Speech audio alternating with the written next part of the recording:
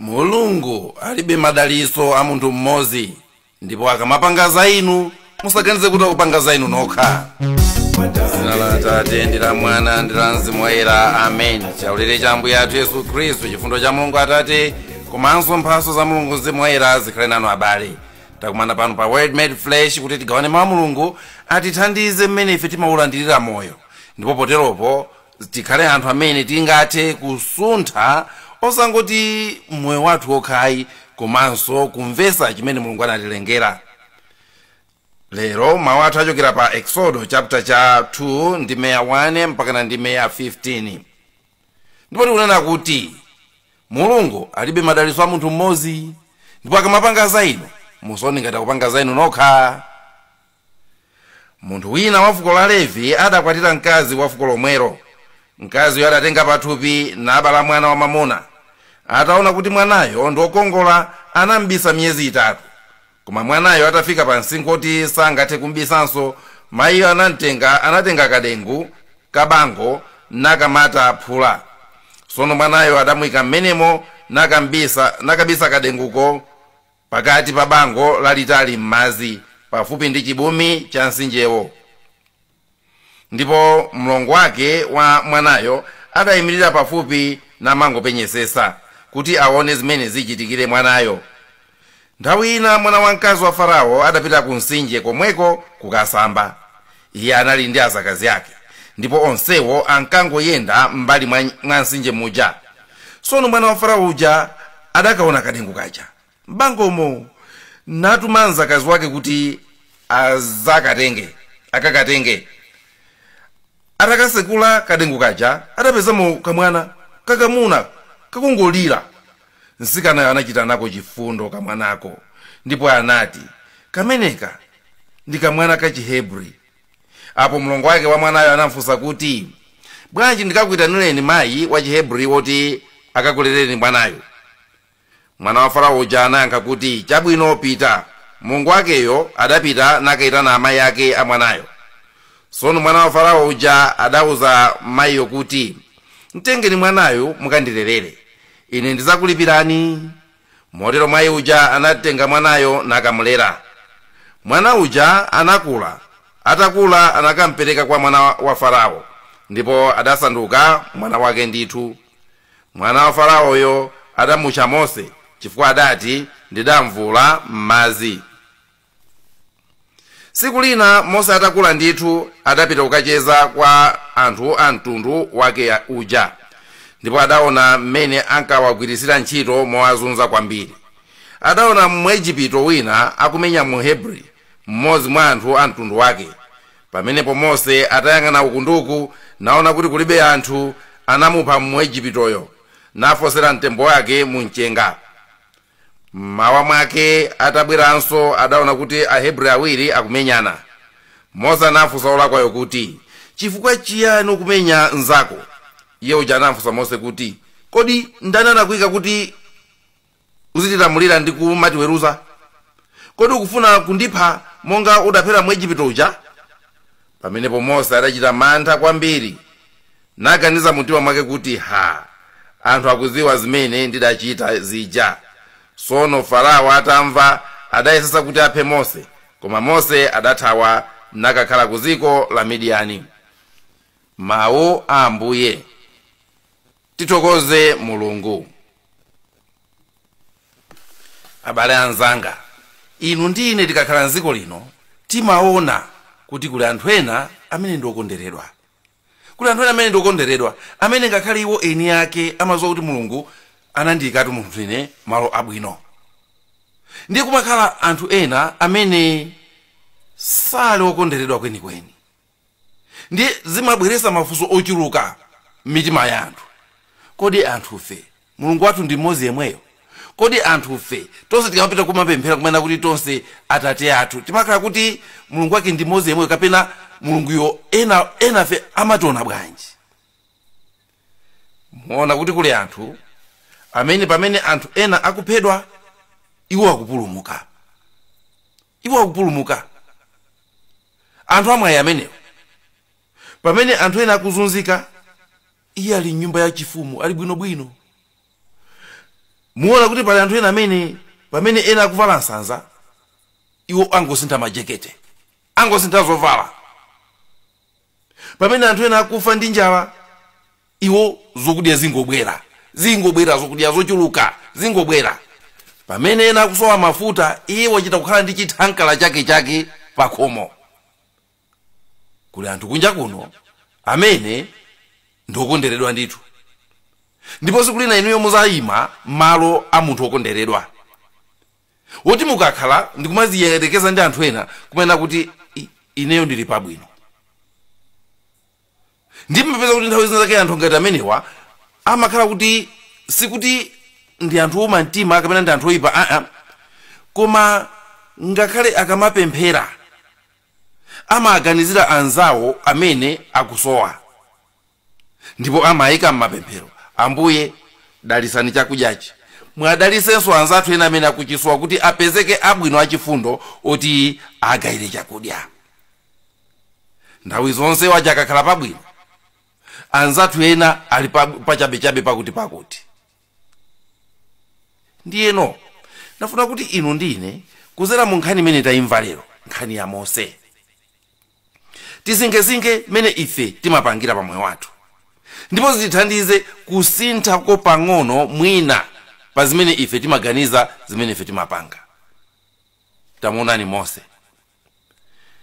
Herodi anakwiya kwambiri ndi mtundu wa Israeli chifukwa kuti amachulukana. Zomadana ndi kuchulukana kwa anthu zizikuti zayamba lero iya. Ngakhale nthawi ya Israeli akuti Herodi anakwiya kuti Aisraeli akuchulukana, ndipo amaopa kuti siku lina amene achazakwizana ndi adani ndipo azamulanda udindo. Ndi ananena kuti chani? Ikani lamulo, mwana aliyense wa Chihebri wa mamuna aphedwe. Mukumbukira kuti zomwe zonse zinachitikira Ambuye Yesu nthawi yake, aphedwe. Zomwe zonse zimene lero zikubwera mwa njira zosiyanasiyana kuti ana achepe, chosani pathupi, mukwatirane amuna okhaokha, mukwatirane akazi okhaokha. Nkhani zake ndi zimenezo, kubweresa mankhwala akulera, nkhani zake ndi zomwezo, kuchepesa chiwerengero. Nkhani yathu ya lero si imeneyo. Komano ndiye muone kuti Mose ndi mmodzi mwana a Chihebri. Komano taonani mayi wake akuti atamuona mwana uja kukongola, zinapweteka kuti ayi mwananga asaphedwe. Mose nditu wamwayi wakongola, ndipo chifukwa cha kukongola kwake mayi yake zampweteka kunena kuti mwana isi ndikufuna kuti aphedwe, ndipo wapeza nzeru ndimpangire basket. Ndipo anapanga basket ija, wayimatamata bwinobwino, ndikumpasa mchemwali wake pita ukaisiye m'madzi. Wodala Mose. Anzake azimayi yawo sanaganize zimenezo. Anzake azimayi yawo analibe nzeru zimenezo na kuti mwana ndipulumuse, ndipo sanachite china chilichonse choona kuti apulumuse anawo. Koma mayi ake a Mose anankondera mwana wawo, ndipo anamuyika m'basket. M'basket amuyika kamusiya pa bango, mchemwali wake kumamuyang'anira. Akuzabwera mwana wa Farao ndi antchito yake, akuyendayenda mbali mwa madzi muja, akuiona basket ija. Takatengeni basket ija, kubwera nayo, kuyisegula, muli mwana, kamwana kokongola. Wodala Mose kuti mwana wa mfumu wampeza, ndipo mwana wa mfumu uja wansilira, ndipo wanchitira chifundo. Akuti ananchitira chifundo. Ana anzake samachitidwa chifundo. Ana anzake amakumana ndi asilikali, iye wakumana ndi mwana wamkazi wa mfumu. Wodala Mose. Akumuchitira chifundo, ndipo akuna kuti mwanayi mtengeni ndikamulere. Ndawe mwe mchemwali wake uja nkubwera zana kuti ndikakupezereni mayi oti akamulere wa Chihebri. Mwana wa Farao ndikuzavomera, mtenge. Zodabwisatu mene Mulungu akuyendesera masampha enepo. Mose ndikunyamulidwa kukaperekedwa kwa amayi ake eni omwe aja. Amayi aja ndikuzidwa kuti ndizikulipirani. Akulera mwana wo yemwe amene anena kufa, lero azilandiranso malipiro kuti amulere mwana uja. odala Mose mayi aja akumulera mwana uja ndikumulera ndikufika msinkhu wake ndikuntenga kukampereka kwa mwana wa Farao. Mwana uja ndakulererani uyu mwana wa Farao ndikuntenga Mose ndikulwa naye nyumba mwa Farao yemwe amene amadana ndi ana a Chihebri. Koma chifuna kuti uyu wabwera ndi mwanake wa Farao yemweyo walowa nyumba muja. Wodala Mose anzake akuphedwa uko, iye wapeza gate yolowera ku nyumba ya chifumu. Wakakhala nyumba ya mdani wake yemweyo. Farao ndikumalela mwana amene anali wa Chihebri. Mwayi wa mtundu chanu anzake akuphedwa uko, iye akugona nyumba ya chifumu. Nthani imene inandipasa chidwi abale. Ndipo ndakhala chete anthu kunja kuna malandiradi madalitso. Anthu kunja kuna makhala ndi mwayi wosiyana ndi mwayi wa anzawo. Anthu kunja kuna malandira zabwino zimene anzawo sakuzilandira. Kodi Mulungu ndi otani? Ndiye ndikusinkhasinkha ndinazifunsa. Kodi chifukwa chani Mulungu akumkondera Mose chotere? Ndiye naona kuti ayi,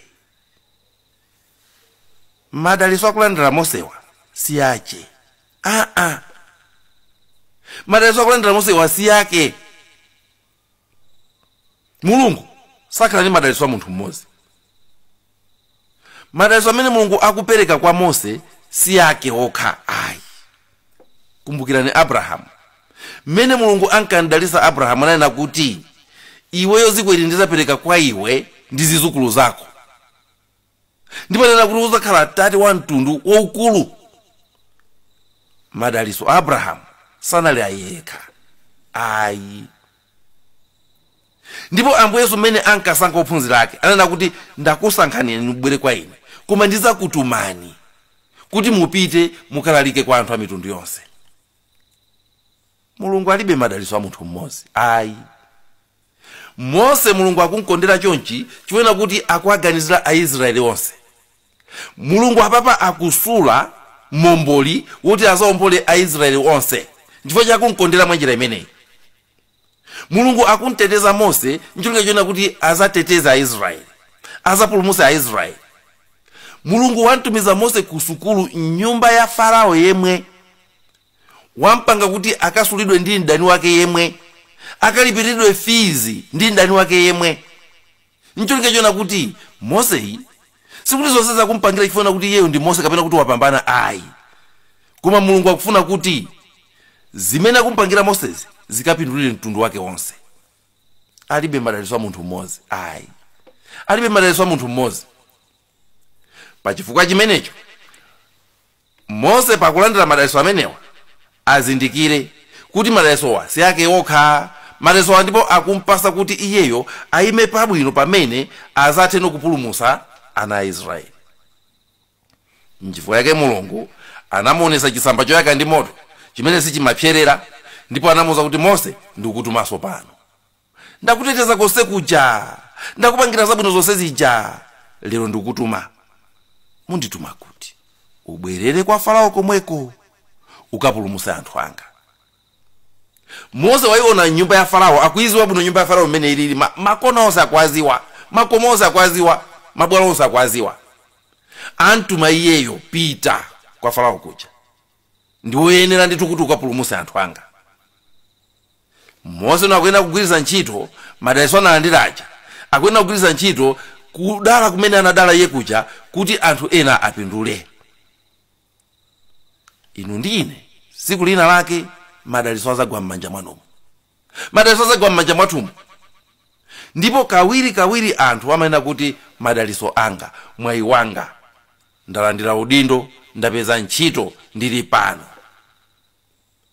Komatu ndikuti Mulungu alibe madalitso a munthu mmodzi. Alibe madalitso a munthu mmodzi. Chimene Mulungu akukutetezerani lero si chifukwa cha inu nokha ayi. Akuyang'ana mtundu wake wonse, akuyang'ana Malawi wonse. Chimene Mulungu akukudalisirani lero sikuti akuyang'ana inuyo iyayi. Plani yake ndi anthu onse. Chimene Mulungu akupangira kukhala MP lero si chifukwa cha inuyo ayi. monse mmadusa muja makampeni mmapanga aja sikuti zimayenda chifukwa cha inuyo amapanga zimenezo chifukwa cha anake onse mtundu wa Malawi. Kaya inuyo munakalowa unesi maphunziro onse aja mafuna kuwididwa pena pake simuna wididwe fizi mavuta munapeza njira mwakuti zonse zija zimene Mulungu amapanga zija sikuti amapangira inu nokha. Amapangira mapatient amene mukuchiza lero, amene lero inuyo ali m'manja mwanu. Anakudusisani monse muja kuti mukana kuvuta kwa moyo kuja mwathandize bwino anthu amene muli nawo, kaya ndinu mphunzisi kaya ndinu ndani.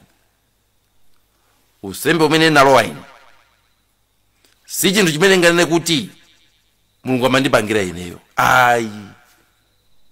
Andipangira ineyo chifukwa chani? Mulungu alibe madalitso a munthu mmodzi, alibe madalitso a munthu mmodzi. Monse mmene ndakhala ndikudusamo nanditeteza, pena mwina ndanena kuchosedwa, pena nandilephera, pena iye zinazipa zinthu, koma monsemo ndimadusa nandiwoloka. Munga mmene Mose uja amadusira monse muja sikuti madalitso onsewo chitetezo chonsecho amandipangira ineyo. Amafuna siku lina ndizagwire ntchito ina yake yothandiza mtundu wa Malawi, yothandiza inu amene muli pamenepo. Amafuna kuti siku lina lake ineyo nzapange chinthu chothandiza anthu ena, chifukwa Mulungu alibe madalitso a munthu mmodzi. Ndiye lero ndafuna kuti inu ndi ine tikalandira chinthu tileke mtima umaganiza kuti ichi ndi changa. Mulungu alibe madalitso a munthu mmodzi. Mukalandira udindo kumaganiza kuti udindo ndi wanga. Mulungu alibe madalitso a munthu mmodzi. Chilichonse chimene mwalandira inu muziwa kuti nchagulu ndi chagulu, ndipo inuyo muzikhala okonzeka kunena kuti kodi mphaso ndalandirayi, chitetezo ndalandirachi, madalitso ndalandirawa, chuma ndalandirachi, anzanga anthu ena apindula bwanji? Osakutinso abale ako okhatu, anthu bola ngati ali munthu, anthu ena apindula mwantundu chani. Nthawi zambiri ndanena kale, tikalandira madalitso timathanga khale kupemphera, Ambuye tidalitse ife ndi chakudyachi. Mwadalisenso anthu ena amene akusowa kuti papezeke ena oti awathandize. Mukati ena mukutanthauza chani? Pamene inu chakudyacho muli nacho pa tebulo pompo, ena ake mufuna chokere kuti? Ena akathandiza amene mukane nawo pamene inu chakudyacho muli nacho pa tebulo pompo. Inu mukutenga kuti chanucho ndiye chanu chokha basi. Ngati mukusowa kuti pali ena amene akusowa chakudya ngati chimene mukudya inucho, bwanji mmawa mukamaza phika muzapungule ufa. Muzapungule ufa wa amene mukwane nawo, ndipo amene aja mukapase ufawo. Kuzindikira kuti Mulungu alibe madalitso a munthu mmodzi. Chifukwa zilibe ntchito kumangopemphera kuna kuti Ambuye apeze ena ake achifundo oti athandize. Wachifundo ayambirira ndi iweyo. Nchifukwa cha Ambuye Yesu mmene ankachulukisa zokudya zija, wophunzira tena kuti kuno ndi kuthengo kulibe zokudya, Ambuye abwezeni anthuwa. Ambuye sanena kuti chani? Inuyo mwajese inuyo. Osati papezeke ena achachifundo agayire pamene ukudya chakudyacho. Mulungu alibe madalitso a munthu mmodzi, ndipo akamakuteteza ndi kumakuyang'anira ndi kumakupangira zinthu, uzwe kuti zambirizo si za iweyo, ndi za enawo. Ngati boma lanu likuyima mpaka na pano, muzwe kuti Mulungu zimene akupanga kukupangiranizo sakupangira inuyo, si za inu, ndi za anthu ena. Ngati udindo wanu ukuyima mpaka na lero, kaya ndi mumpingo kaya ndi kuti, muzwe kuti Mulungu akupanga zonsezo kupangira mtundu wake wonse, osati kupangira inu nokha. Chifukwa Mulungu alibe madalitso a munthu mmodzi, alibe madalitso a munthu mmodzi. Ambuye anatiphunzitsa popemphera musamanene kuti atate angayi, ana kuti atate athu. Tikachigwira chimenechi chiona kuti madalitso aliwonse amene ndili nawo ine si a ine ndokha, tizachosa mtima umakakamira zinthu, tizachosa mtima umaumirira zinthu. Chifukwa siku lina ngakhale zimene mukumirirazo ndithu muzazisiya. Koma kumbukirani, monse mmene Mose anamudusisa, Mulungu anadusisa Mose, cholinga chake m'maganizo mwa Mulungu munali Aisraeli. Pondusisa Mose muja kandusisa muja kukamusiya mudengu pa mazi paja, kubweresa mmutu mwa amayi ake makezona kuti mwanayo asaphedwe, kuntumiza mwana wa Farao kuti akamuone Mose, kuntenga Mose kupita naye mpakana mu nyumba yachifumu. Zonse zija zikachitika zija Mulungu mmutu mwake munali ana a Israeli. Ndikupanga izi kumpangira uyu mutu mwanga ndikuganizira ana a Israeli. Mose Mulungu anandibadwisa ineyo kubanja kumene ndinabadwira. Mose ankandilera kumene ankandilera. Mose ankandidulisa kusukulu kumene ankandidulisa. Sikuti mutu mwake munali ine ndekhayi. Mutu mwake munali onse amene ndizatumikira. Inunso muziziwa kuti Mose munadusa inu muja mukuyenera muthere kwa anthu ena amene akuyenera kuti adalisike chifukwa cha inuyo. Mulungu alibe madalitso a munthu mmodzi. Tipemphere. Mulungu amphamvu zonse munatitenga tonsefe, tizindikiriseni kuti palibe kuti ichi changa ayi, koma tizindikire kugawira ena, pakuti zimene mwatipasa ife mwakufuna kuti tikhale akapitawo, kuti tikhale anthu oyenera kugawira ena zazikulu zimene inu matichitira ife mwa Yesu Khristu mweyo Ambuye athu. Amen. Totozana abale, tiyeni tizizindikira kuti Mulungu alibe madalitso a munthu mmodzi. Munali ndine Bambo Nthalika, dzina la Atate ndi la Mwana ndi la Mzimu Woyera. Amen.